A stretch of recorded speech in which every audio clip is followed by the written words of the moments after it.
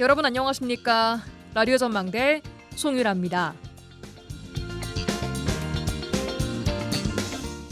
극우 성향의 역사 교육단체로 여론조작 댓글팀 운영, 늘봄학교 강사 채용 특혜 의혹 등 논란이 컸던 단체죠.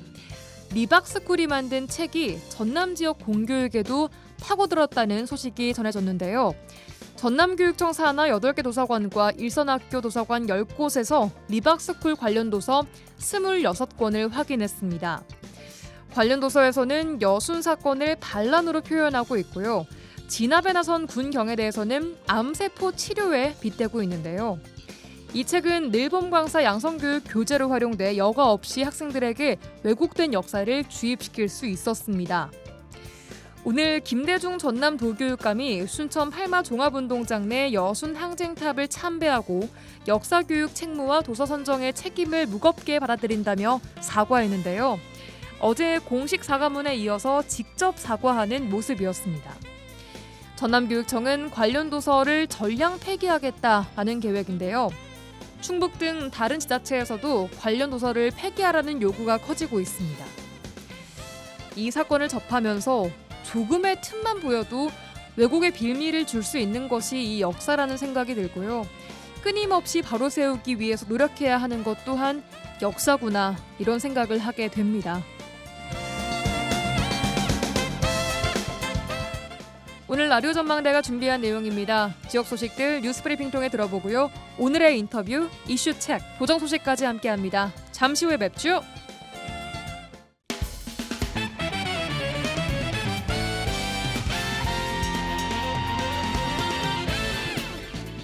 라디오 전망대 8월 4일 월요일 순서 출발합니다. 지역 뉴스부터 정리해보죠. 뉴스브리핑 GBS 뉴스의 차범준 편집국장과 함께하겠습니다. 안녕하십니까?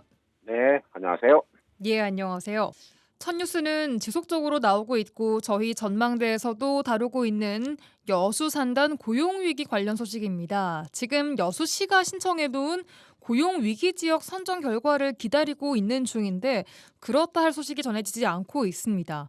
근데 고용위기 지역이 아니라 고용위기 선제 대응 지역 제도가 새로 생겨서 이쪽으로 좀 선정되지 않을까 이런 논의가 나오고 있다고요?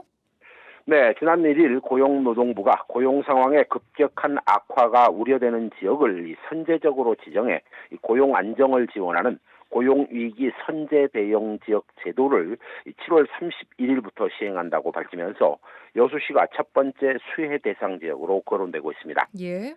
여수시와 지역 정치권에서는 최근 여수 산단의 고용 위기 상황이 악화되자 정부에 지속적으로 이 고용 위기 지역 지정을 통한 지원을 요청해 왔는데요. 예.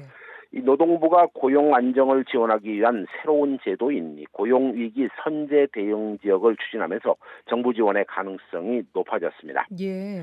고용노동부는 오는 7일 고용정책심의회의를 열어 이 고용위기 선제 대응 지역을 최종 결정할 방침인데요. 이 선제 대응 지역 지정은 기존에 운영 중인 고용위기 지역 지정 제도의 한계를 보완하기 위해 고용 사정이 악화될 사유가 발생하거나 또 발생할 우려가 있을 경우 고용 상황이 악화되기 전에도 이 선제적으로 지원이 가능하도록 되어 있습니다. 예. 이 고용 위기 지역 지정은 이 피보험자 수 증감률이 전국 대비 5% 저조하거나 피보험자 수가 5% 감소할 경우, 또 구직급여 신청자 수가 20% 증가할 경우, 또 사업자 수가 5% 감소하는 등의 지정 요건을 까다롭게 적용이 돼 있어 여수시는 아직 해당 조건을 충족하지 못한 상태입니다. 예. 그 전에 들으시는 분들 중에 여수시가 최근에 무슨 선제 대응 지역에 된 거 아닌가? 라고 생각하시는 분들 계실 것 같습니다. 최근 여수시가 산업위기 선제 대응 지역에는 지정이 됐었는데 이거랑은 뭐가 다른지 좀 짚고 갈까요?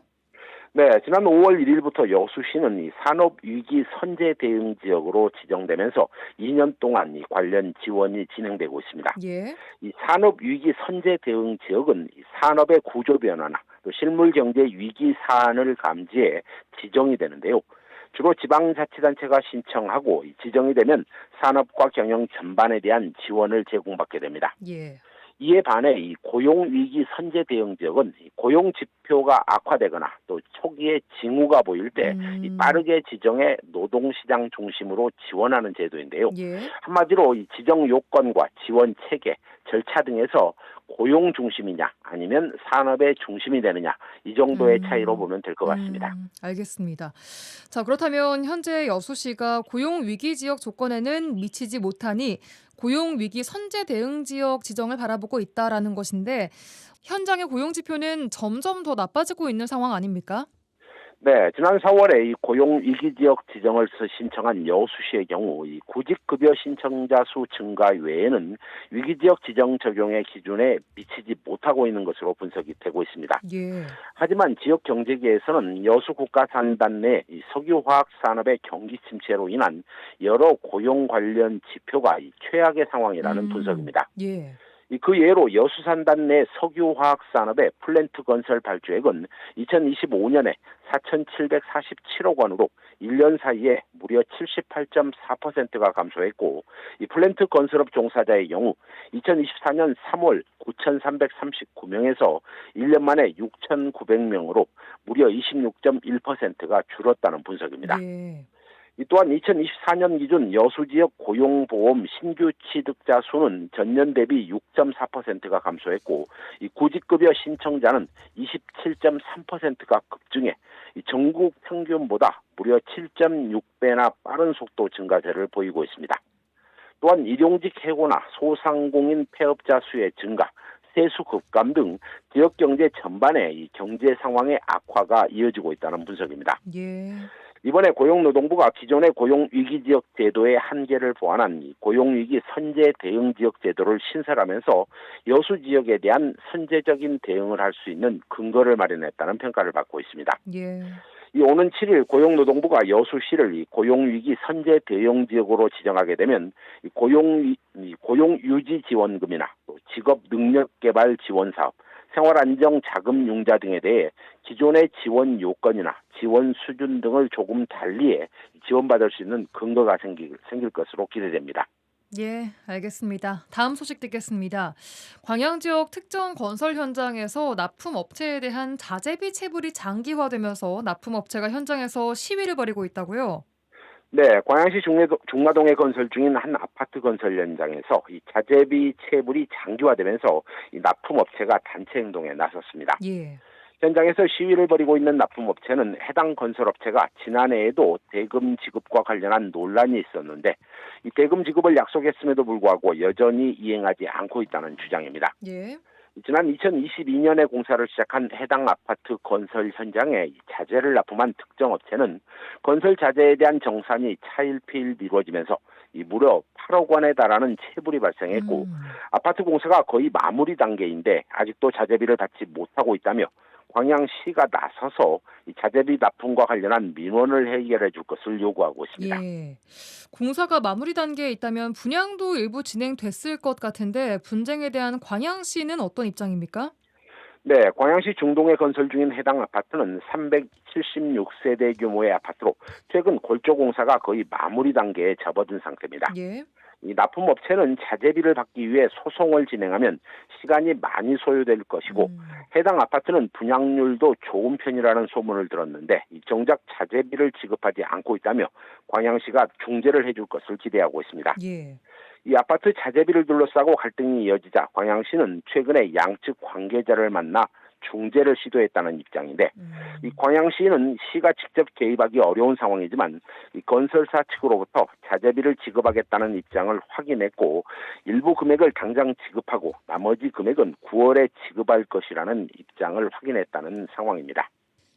예, 알겠습니다. 오늘 마지막 소식입니다. 주암댐과 상사댐의 수계권인 춘천시 정치권에서 전남도가 댐 수계 관리 기금을 제대로 관리하지 못하고 있다. 이런 비판이 나오고 있다고요? 네, 전남도의회 도정질의 과정에서 전남도가 수계관리기금을 집행하고 있는데 주민 체감이 없는 소극적인 물환경 처리를 하고 있다. 이런 지적이 나왔습니다. 예. 이 순천시 지역구인 정영균 도의원은 영산강 섬진강 수계관리기금이 최근 20년간 집행 내역을 보면 토지 매입의 약 44%가 사용된 반면 주민들에게 직접 혜택을 주는 지원 사업의 비율은 겨우 19.6%에 불과하다고 주장했습니다. 이 정영준 의원은 전남도의 토지 매입에 집중하는 수계관리기금 집행은 실제 주민들이 겪는 피해에 비해 지원 규모가 지나치게 부족하다며 주민 체감도를 높일 수 있도록 전남도가 환경부와 적극적으로 협의해야 한다고 주장했습니다.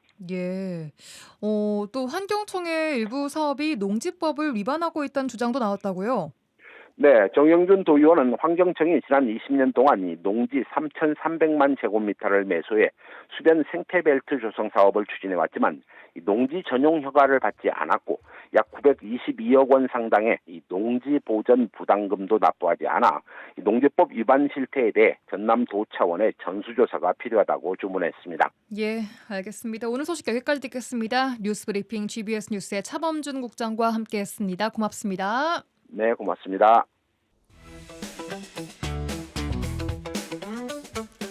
지역의 이슈를 직접 체크해드립니다. 이슈 체크.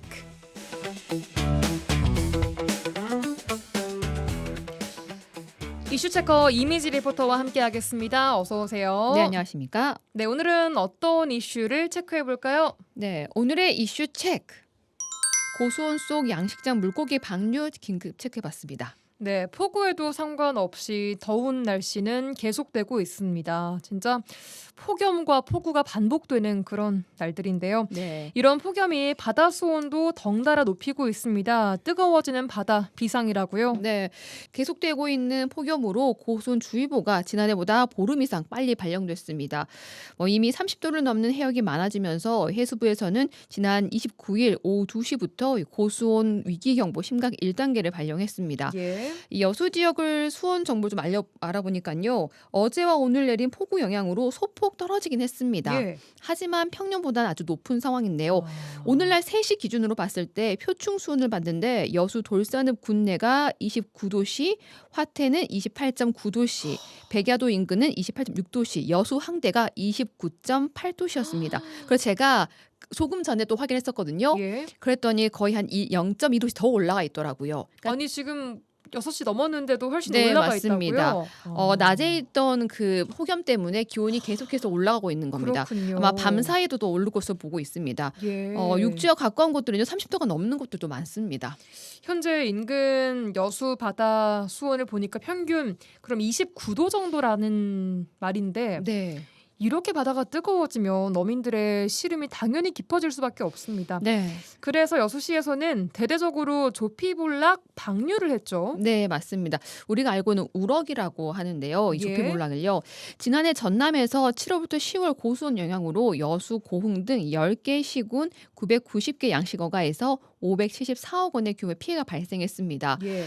지난해 피해가 대부분이 양식하고 물고기 60%가 폐사해서 막대한 피해가 발생하면서 다시 한번 이 불안감이 커지고 있는데요. 예. 그 폐사했던 어가 대부분이 이번에도 이 위험을 겪고 있는 겁니다. 예. 그런데 올해도 이 고수온으로 인해 양식장에서 키우던 물고기들이 집단 폐사 위기에 처하자 최소한의 피해를 줄이기 위해서 이 바다로 방류를 시작한 겁니다. 그러니까 떼죽음을 갇혀서 당하느니 네. 바다로 방류를 시키겠다. 네, 맞습니다. 라는 거죠. 지난 7월 23일부터 여수시에서 올해 첫 긴급 방류를 시작했는데요.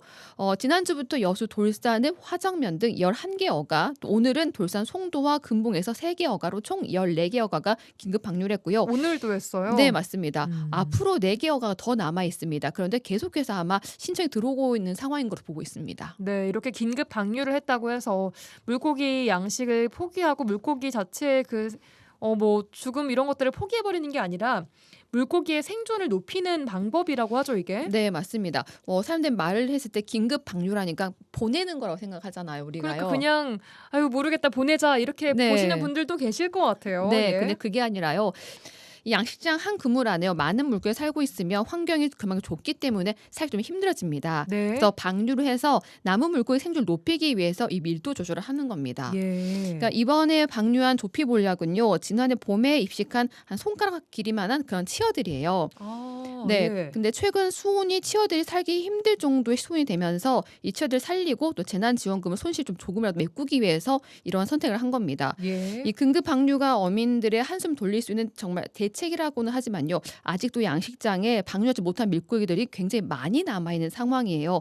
그렇기 때문에 고수온이 오지 않길 바라는 마음밖에 없다고 합니다. 양식업 얘기 들어보시죠.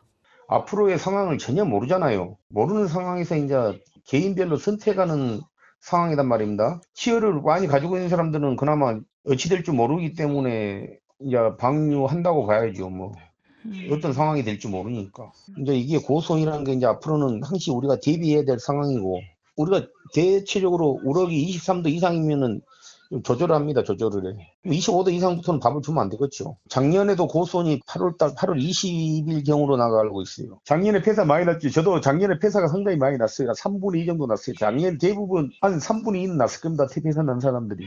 여력이 있는 것도 아니고 굉장히 멍이 드는 거죠. 이제 뭐 천재지변은 뭐 개인이 뭐 잘한다고 막을 수 있는 게 아니고, 예를 들어서 요 상태에서 족족까지 물도 안 좋은 물 들어와 보면 더 난리겠죠. 예, 정말 양식 어민들한테는 이 한 여름이 정말 늘 비상인 상태로 대기해야 되는 나기 힘든 계절이 돼버렸어요. 네, 맞습니다. 긴급 방류를 한 어가들은 몇 마리씩이나 방류를 했나요? 대부분요 한 어가당 8만에서 9만 마리 정도 방류를 했습니다. 와, 꽤 많네요. 꽤 많죠. 예. 이 정도가 재난지원금 5천만 원 한도이기 때문에 더 많이 할 수는 없어요. 그러니까 하고 싶어도 딱 이 정도만 할 수 있는 상황인 거예요. 이 정도의 금액만 재난지원금으로 이게 지원이 된다는 거죠? 네, 긴급 방류도 어민들은 고수온의 피해를 최소화하기 위해 한 고심 중에 한 결정입니다. 방류를 하고요, 고수온이 오지 않으면 키울 수 있는 물고기를 방류했기 때문에 손해고요. 또 반대로 이 상황에 고수온이 온다면 더 이상 피해 보상을 받을 수 없는 것도 걱정입니다. 예. 그러니까 어디를 가든 걱정밖에 없는데요. 앞서 말씀드린 것처럼요, 긴급 방류는 최대 5천만 원의 제한 지원금이 지급이 됩니다. 근데 이 금액이요, 지급이 되면 앞으로 고수온으로 인해 양식장에 남은 물고기 폐사를 해도 지원을 받을 수가 없게 됩니다. 추가 지원이 없는 겁니다. 그러니까 최대 한도가 5천만 원이라는 거죠? 네. 그래서 제가 한 어민의 경우에는요, 지난해 고수온으로 살아남아 있는 우럭을 고수온이 오기 전에 한 2달 정도 전에요, 여수에서 흑산도, 신압의 흑산도로 다 전량 팔았다고 합니다. 예. 근데 이것도 손해를 보고 파는 건데요. 치어를요? 아니요. 거의 자란. 그러니까 작년에 피해를 봤던, 지금 한 1년, 2년도 키웠던 고기인데 여기 있으면 더 폐사를 할 더 위험이 있기 때문에 차라리 손해를 보고 싼 값에 팔아버렸어요. 네, 그렇습니다. 이것도 다음에는 뭐 피해 보상 받을 수 없기 때문에요. 선택할 수밖에 없는 건데요. 오래전부터 변동 없이 지원되는 재난지원금으로는 어떻게도 손해 볼 수밖에 없기 때문에 어쩔 수 없는 선택이었다고 합니다. 그래서 한도 5천만 원 보이죠. 그러니까 뭐 1억이 됐든 10억이 됐든 5천만 원밖에 못 받아요. 그냥 통틀어서 자연재해는 무조건 5천만 원. 태풍 피해가 됐든 뭐가 됐든 간에 5천만 원. 뭐 20년 넘게 그대로 적용을 하고 있으니까 말도 안 되는 거예요. 우리만 해도 작년에 그게 재작년 치어인데 한 마리에 7천 원짜리 한 마리에 10만 마리면 얼마야 그게. 고소온이 해년마다 되면 이제 진짜 큰일, 다른 방어로 해볼까 뭘로 해볼까 지금 고민 중이에요. 네, 20년 전이나 지금이나 자연재해로 인한 피해 보상금, 재난지원금은 5천만 원 그대로다라는 네. 말씀을 해주셨습니다. 네. 예. 평균적으로 바다 수온이 28도를 넘어서면요, 양식 어종의 집단 폐사 가능성이 굉장히 높아집니다. 28도요. 네, 그리고 이미 25도부터 사료를 중단한 상황인데요. 이런 상황에서 여수시에서는요, 이 어민들의 피해를 최소화하기 위해서 긴급 방류 적극 권장하고 있습니다. 여수시 정기명 여수시장에 들어보시죠. 만약에 긴급 방류를 안 할 경우에 폐사를 하게 되면은 해양 환경에도 많은 문제가 생기고 또 폐기물 처리를 해야 되기 때문에 굉장히 여러 가지로 사회적 부담이 많이 증가합니다. 자원 증식도 하고 또 어민 피해도 최소화하기 때문에 100번 이렇게 긴급 방류하는 것이 낫습니다. 네, 현재 지금 작은 이 생선만 이렇게 방류를 하는데요. 앞으로는 중간 고기도 이렇게 긴급 방류를 좀 건의하고 있고요. 또 더 나아가서 다 큰 고기는 사전 출하를 통해서 어민 소득도 증대하고 또 어장 환경도 이렇게 조성하는 그런 계획도 하고 있습니다. 예, 정기명 여수시장이었습니다. 사전 출하라는 것이 그러니까 미리 파는 걸 말씀하시는 네, 맞습니다. 거죠? 알겠습니다. 적정에 그 출하하는 기간인데 그걸 좀 앞당겨서 출하를 하는 겁니다. 예. 현재 이 수온이 계속되면요, 8월 말부터는 폐사가 시작될 것으로 예상하고 있는데요. 매년 이어지는 고수온으로 인해 어민들에게 막대한 경제적 피해가 되고 있습니다. 네, 어민들의 피해가 더 커지지 않도록 정부나 지자체 지원도 중요하겠지만 앞으로 어떻게 지속 가능하게 어업을 이어나갈지 이런 환경 조성을 위한 고민과 노력도 필요해 보입니다. 여기까지 듣겠습니다. 이미지 리포터와 함께했습니다. 고맙습니다. 네, 감사합니다.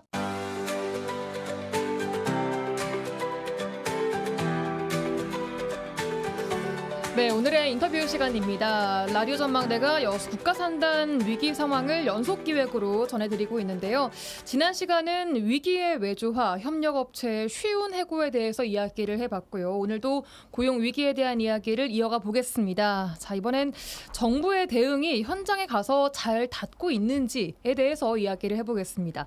자, 산단 전문입니다. 최왕지 기자 스튜디오에 함께 나와 계십니다. 안녕하세요. 네, 안녕하세요. 네, 저희가 이렇게 라디오로만 하다가 보이는 라디오에는 오늘 이제 첫 출연이십니다. 맞죠? 네, 조금 긴장됩니다. 뭘 또 조금 긴장돼요. 매일 하시던 건데. 자, 일단 지금 하고 계시는 여수 국가산단 관련 특집 이야기도 좀 풀어주시면 좋을 것 같아요. 어떤 내용으로 준비가 되고 있고 최근 취재 내용이 어느 정도까지 담길지 또 어떤 메시지를 주고 싶은 산단 특집인지 요거 좀 설명 들어볼까요? 네, 여수 석유화학 산단이 힘들다는 이야기 많이 들어보셨을 것 같습니다. 저희도 맨날 얘기 최근에 하고 있는 부분이죠. 예. 네, 석유화학 산업이 위기를 겪고 있는데 그럼 생존을 위한 대책은 무엇인가를 고민하는 50분짜리 다큐멘터리고요. 이게 여수 산단이 그 여수뿐만이 아니고 사실은 전남 경제의 버팀목이었습니다. 예. 전남 지역 내 총 생산의 34%를 차지하는 여수 산단이 급격한 쇠퇴가 이 취재의 출발점인데요.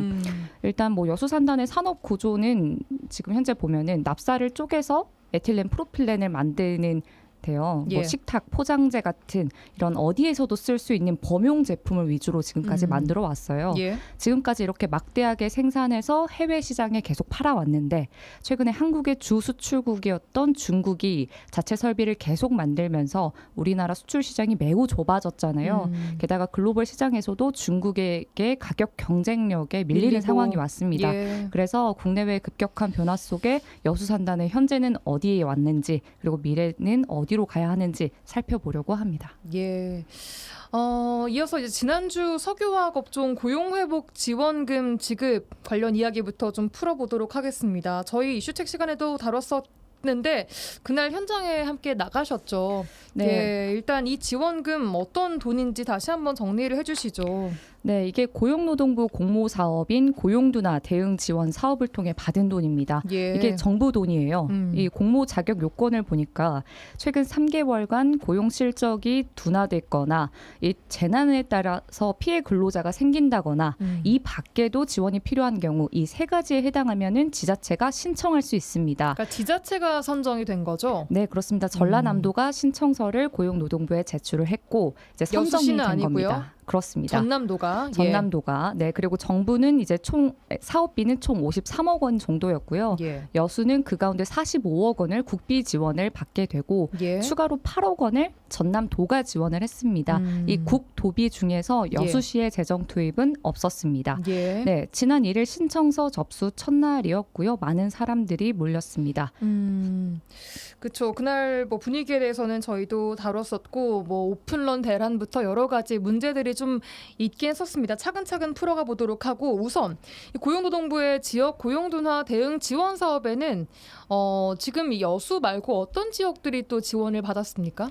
네, 전국에서 13개 광역시도가 지원을 받았어요. 예? 석유화학 위기를 겪는 여수가 그중에서 가장 많았습니다. 그 다음 금액적으로요? 네, 45억 원을 지원을 받았잖아요. 예. 그 다음이 이제 산불 피해가 발생했던 경북이 42억 원을 지원받아서 2위였고요. 금호타이어 공장 화재로 고용둔화가 발생했던 광주도 13억 원을 지원을 받았습니다. 그만큼 정부 입장에서도 여수의 상황이 꽤나 심각하다라고 보고 있다고 봐야겠네요. 네, 그렇습니다. 자, 그렇다면은 그 다른 지역들 경북이나 광주 지역은 어떤 식으로 지급을 했습니까? 저희 여수 같은 경우에는 그 상공회의소가 수행기관으로 선정을 받아서 그들이 지급을 하는 방식이었잖아요. 네, 경영자 단체를 위주로 저희도 지원을 했고요. 예. 지금 석유화학뿐만이 아니고 철강 산업도 위기를 겪고 있잖아요. 예. 그래서 광양과 순천 같은 경우에도 광양상공회의소, 순천도 순천상공회의소가 각각 수행기관으로서 참여를 했습니다. 아, 이게 지금 이 지원금이 전남도 전체인 건가요? 네, 네, 그- 네, 맞습니다. 전남도 아. 내에서 그 산업별로 지원을 하는 거거든요. 그래요. 이 사업의 취지가 뭐냐면 예. 이 지역 고용이 지역 경제와 연관돼 있기 때문에 예. 고용이 더 나빠지지 않도록 실직자와 재직자들에게 정부의 지원금을 주는 거잖아요. 그러다 보니까 경영자 협회가 그 사업 현황에 대해서 잘 아니까 그분들이 이제 수행 기관으로서 참여하게 된 건데 예. 보면 경북 같은 경우에도 예. 산불 피해로 아까 이 지원금을 받게 됐다고 했잖아요. 예. 경북도 경북 경영자 총협회라는 곳에서 이 사업 수행 기관으로서 역할을 했었습니다. 예, 그랬군요. 자, 그렇다면 우리 지역에 이번에 지급됐던 고용회복 이 지원금은 어떤 사람들에게 지급이 됐는지부터 보겠습니다. 네, 지금 실직자와 재직자에게 지금 폭넓게 지원이 됐습니다. 예. 뭐 먼저 위기근로자 새출발 사업이라고 하면 뭐 2년 이내에 석유화학 관련 기업에서 일용직으로 근무했거나 그리고 만약에 실직했거나 하는 근로자에게 지원을 하는 거였고요. 예. 그리고 실직자 외에도 재직하는 근로자들에게는 패키지 지원 사업이라는 이름으로 지원이 됐습니다. 보니까 이게 아까 말했다시피 석유화학과 철강산업 두 개의 분야에서 위기를 겪는 노동자들을 위한 지원 사업이에요. 예. 그러다 보니 이 이제 철강, 석유화학 다 합치면은 여순광에서 한 5,780여 명 정도 되더라고요. 예. 그런데 이제 이 가운데 석유화학 노동자들에게 지원하는 사업은 1,780명이 이미 모집 정원이 당일에 완료가 됐습니다. 그럼 이미 이 마감이 끝난 거예요. 그날 바로. 네, 그날 바로 마감이 됐고요. 예. 지금 이제 1,780명을 이제 선착순으로 모집을 했었잖아요. 예. 그러다 보니까 이 선착순 모집 인원 중에 만약에 그 자격 요건에 미달이다 그러면은 예비가 이렇게 뽑히고 하는 식으로 정원을 이렇게 채워 나간다고 상인은 밝혔습니다. 그래요. 근데 전체 뭐 대상이 아까 4천여 명, 5천여 명 이건 무슨 얘기예요? 그거는 이제 석유화학과 철강 산업이 분류가 되어 있어요. 예. 석유화학 관련해서는 1,780명, 그리고 철강 산업은 광양에서 3,000명, 그리고 순천에서 1,000명 해서 5,780여 명이 되는 겁니다. 그래요. 네.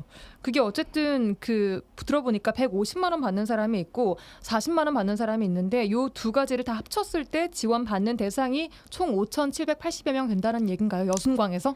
아니요. 이제 일단 근로자 예. 지원은 지금 근로자 지원 얘기를 하는 거고요. 예. 실직자들에게 지원하는 거는 석유화학 관련 내용밖에 없어요. 그러면은 근로자들을 그러니까 재직 근로자를 위한 근로자 안심 패키지만 얘기를 하셨던 거군요. 방금은. 네, 맞습니다. 예. 알겠습니다. 자, 그들은 이제 40만 원을 지원받게 되고 이 분야에 굉장히 많은 사람들이 몰렸다라고 지난주에 얘기를 조금 드렸었습니다. 자, 그럼 이 150만 원을 지원받는 실직 일용직 노동자 그리고 40만 원을 지원받는 근로자 안심 패키지 지원 사업 대상자는 이게 정확하게 어떻게 좀 추려진 거예요? 네, 헷갈리지 않게 저희가 이제 석유화학 지원 대상자만 놓고 볼게요. 예. 석유화학 지원은 지금 실직자는 2,800명, 재직자에게 1,780명을 선별해서 지원한다고 말씀드렸습니다. 예. 네, 이 더하면 총 4,580명입니다. 150만 원을 지원하는 실직자 일용직 대상 숫자가 2,800명으로 더 많잖아요. 예. 이건 어떻게 된 거냐면 노조와의 협의를 통해서 조금 추려진 것으로 보입니다. 예. 여수 산단 내 플랜트 노조가 굉장히 이제 숫자가 많은데요.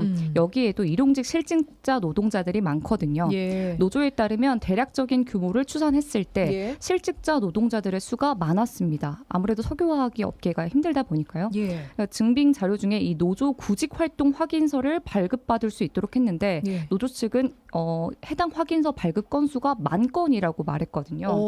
그렇다면 2,800명도 사실은 네, 충분치가 않다라고 판단을 한 거였겠네요. 네, 그러니까 최대한 혜택을 많이 주려면은 이 실직자에게 최대한 파일을 많이 나눠줘야 되지 않겠습니까? 예. 하지만 제가 가서 봤었을 때 현장에서는 재직자들의 줄이 더 길었거든요. 40만 원 받는. 네, 맞습니다. 그러니까 실직자들의 규모나 일용직 노동자들의 숫자 가 좀 정확하지 않았던 것 같고요. 예. 이 재직자들의 수요 역시 정확히 파악되지 않은 상황이었다고 볼 여지가 있었습니다. 재직자가 더 많이 몰릴 거라고 예측을 못했었나 봐요, 아마. 네, 재직자들의 수가 또 많이 있었던 것 같고요. 예. 그리고 아무래도 실직자의 지정 요건 중에서 좀 까다로운 부분이 있어서 그런 부분들을 좀 미리 포기한 게 아닐까라는 아하. 뭐 추측도 들고요. 그래요.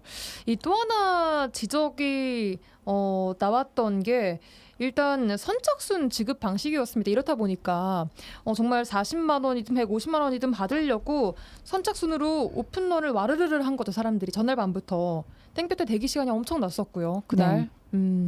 네, 아무래도 예산은 한정돼 있고 그리고 아까 말했다시피 뭐 만 건 이런 식으로 수혜 대상이 많을 거로 예상이 돼서 여수 예. 상인은 선착순 지급을 선택한 걸로 보입니다. 예. 아무래도 저번 주 금요일 당일 여수가 폭염특보였는데 예. 수천 명의 사람들이 모이다 보니까 원성이 쏟아졌잖아요. 예. 그런데 참고로 말씀을 드리면 이 석유화학과 함께 위기를 겪는 철강 쪽도 노동자들 지원이 이루어지고 있다고 했잖아요. 예. 근데 광양과 순천 상위에서도 이 관련 사업을 똑같이 수행을 했는데 예. 광양 상위는 일단 현장 접수와 함께 이메일 제출도 함께 받았습니다. 그리고 순천은 이메일 제출만 받았어요. 근데 현장 접수만 가능했고 선착순 접수를 했던 거는 여수 상공회의소뿐이었습니다. 그럼 순천과 광양 같은 경우는 선착순으로 하긴 했는데 이메일 선착순이라는 식인 거였어요? 그런 선착순 내용이 일단 없었어요. 그러면은 몰릴 경우에는 어떤 식으로 선정을 하게 될까요? 네, 그런 그쪽은? 부분은 이제 의문점으로 남아 있지만 아무래도 광양은 3,000명, 그러니까 여수에 비해서는 좀 숫자가 많았었고요. 순천도 사실 철강 쪽인데 1,000명으로 이제 쿼터를 잡았단 말이에요. 그러면은 좀 넉넉하다고 볼 수 있을 것 같습니다. 알겠습니다. 자, 그리고 또 하나 이게 지원금 사용에 대한 부분이 저는 궁금하더라고요. 이게 사람 실직자나 혹은 재직자에게 150만 원, 40만 원이라는 돈을 주는데 이게 현금으로 지급을 해주는 거죠? 네, 아무래도 뭐 예를 들어서 제가 재직자다 그러면은 최근에 제가 썼던 여러 가지 건강, 항목이 있던데 네. 증빙해야 되는? 맞습니다. 이게 뭐 통신비, 주거비, 건강검진비 이런 내용들을 제가 썼다라고 예. 이제 영수증을 제출을 하면은 실비 예. 형식으로 지원을 받아요. 그러다 보니까 이제 실비를 받으면 사용처가 따로 있지는 않습니다.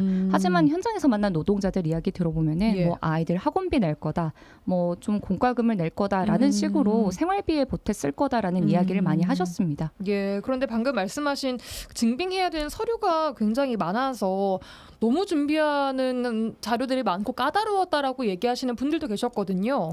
아무래도 정부 지원이다 보니까 조금 뭐 자격 조건이 뭐 좀 까다로울 수는 있을 것 같아요. 뭐 40만 원 지원을 받기 위해서 40만 원에 대한 영수증을 전부 챙겨가야 되거든요. 그러니까 이게 방식이 썼던 거를 약간 뭔가 페이백해주는 느낌으로 받아가시는 건지. 그렇죠. 이렇게 페이백 형식으로 받아갈 수 있는데 그게 이제 영수증을 꼼꼼하게 제출을 해야 되는 거예요. 그런데 뭐 예를 들어서 이럴 수 있잖아요. 뭐 40만 원을 안 채우고 35만 원만 제출했다. 예. 그러면은 얼마를 받아야 될 것 같으세요? 35만 원만.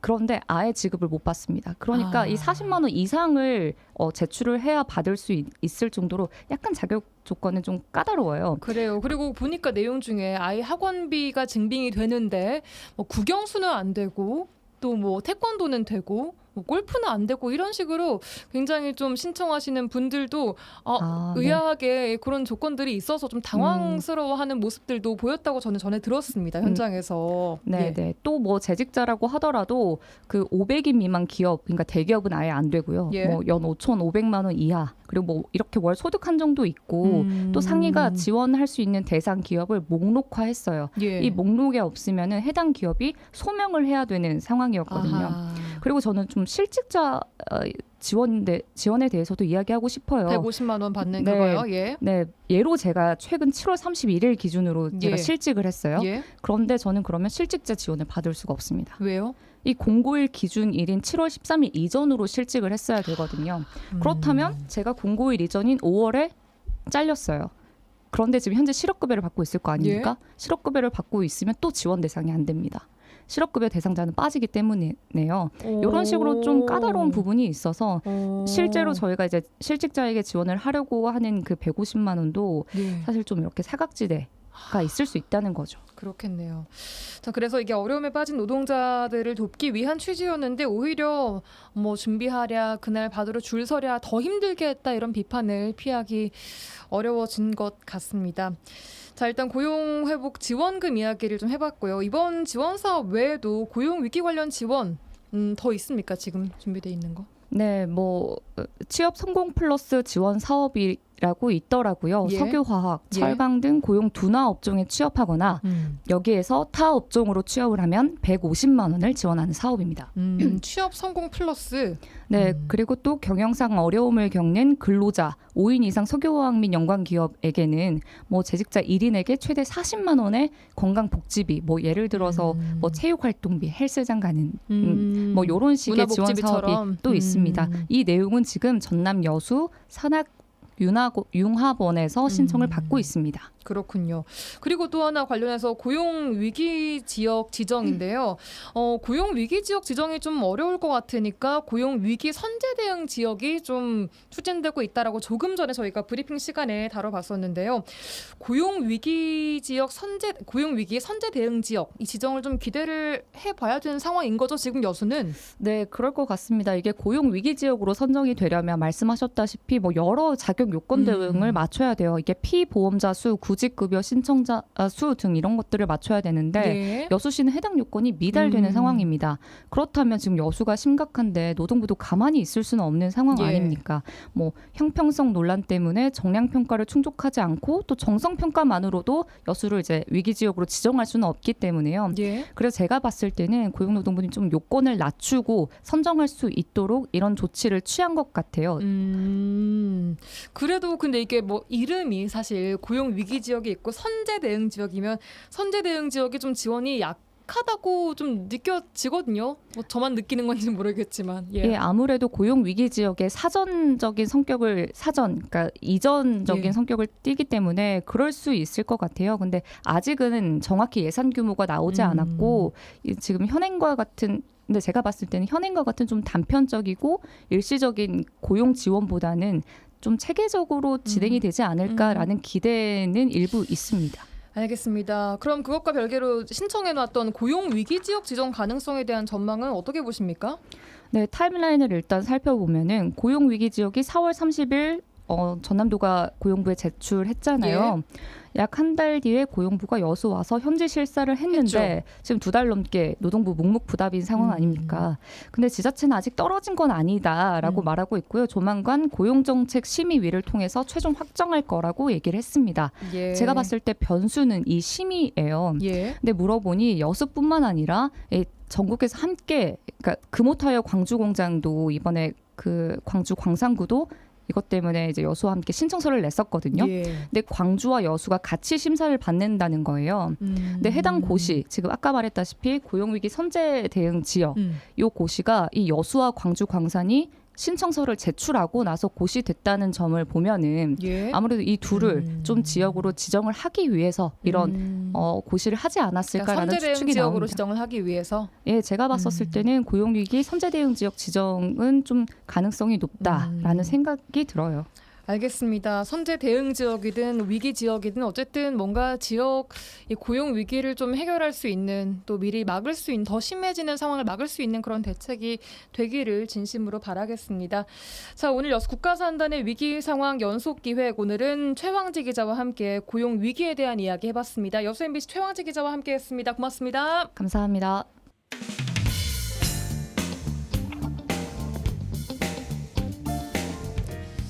네, 한 주간 도정 소식 들어보는 시간입니다. 전남도 대변인실 박하종 홍보기획팀장님 연결돼 있습니다. 안녕하십니까? 예, 안녕하세요. 네, 안녕하세요. 첫 소식입니다. 새 정부가 한국형 차세대 전력망 구축 계획을 발표하면서 전남을 차세대 전력망 혁신 기지로 지정했습니다. 이게 전남에 어떤 의미를 가지는지 좀 전해주시죠. 네, 그렇습니다.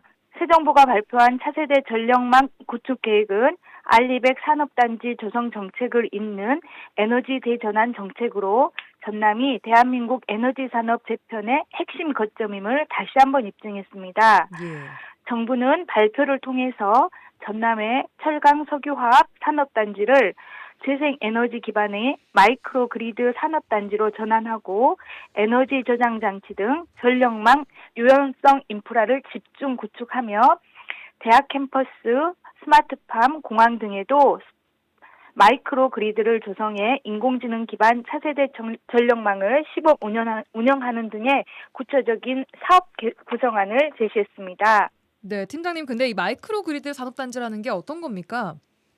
네, 소규모 지역에서 독립적으로 운영되는 전력망, 분산 에너지 자원과 에너지 저장 시스템을 결합해서 예. 전력을 자급자족하는 지역을 말합니다. 예. 전남도는 이를 계기로 30년까지 총 23기가와트 규모의 신규 재생에너지 발전단지를 조성, 인구 50만 명 규모의 서남권 에너지 혁신 성장벨트 조성, 도민과 에너지 수익을 공유하는 에너지 기본소득 실현을 위해서도 속도를 높일 방침입니다. 네.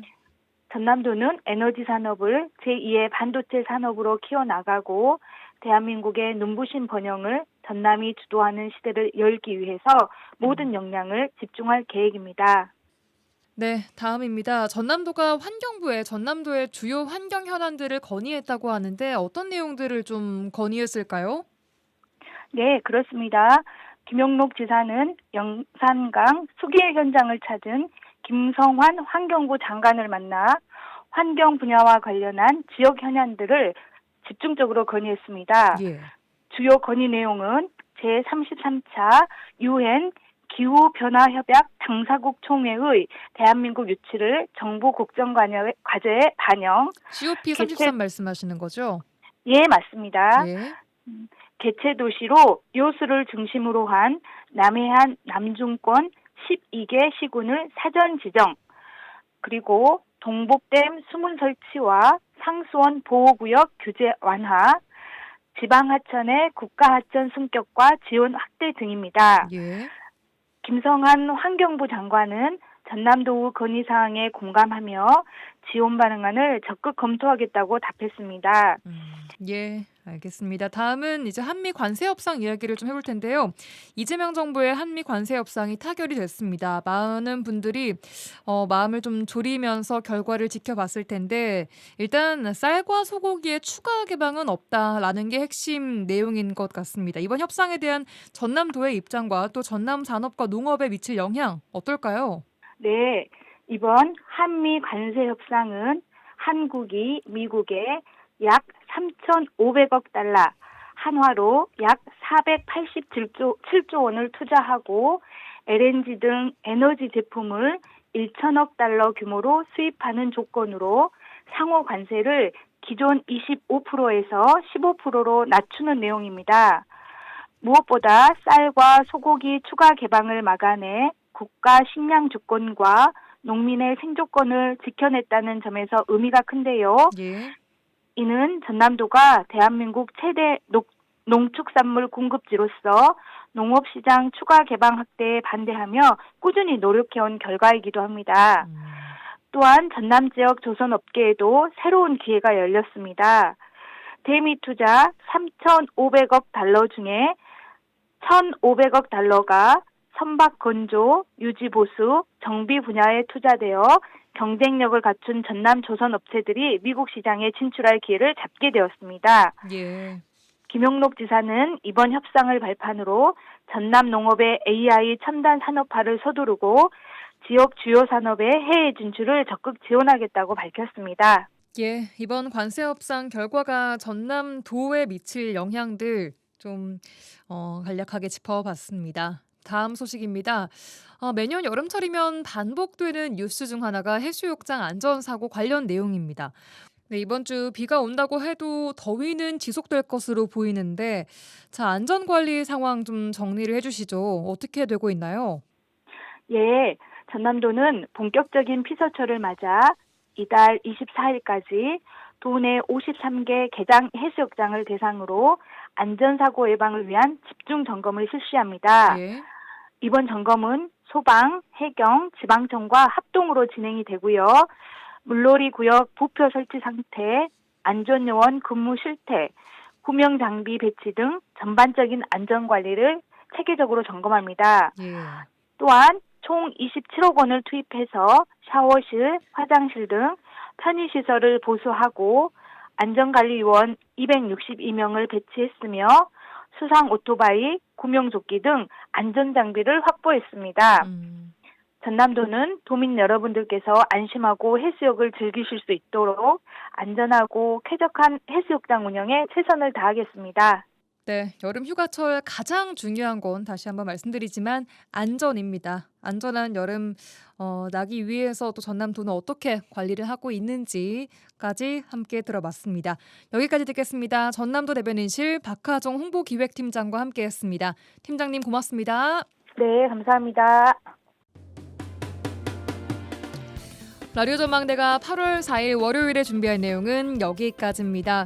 오늘 종일 후덥지근한 날씨 이어졌는데요. 내일 새벽까지 전남 동부 지역에는 10에서 60mm, 많은 곳은 80mm 이상의 비가 내리겠습니다.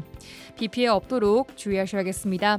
내일 돌아오겠습니다. 구성 이선화, 연출 송유라였습니다. 고맙습니다.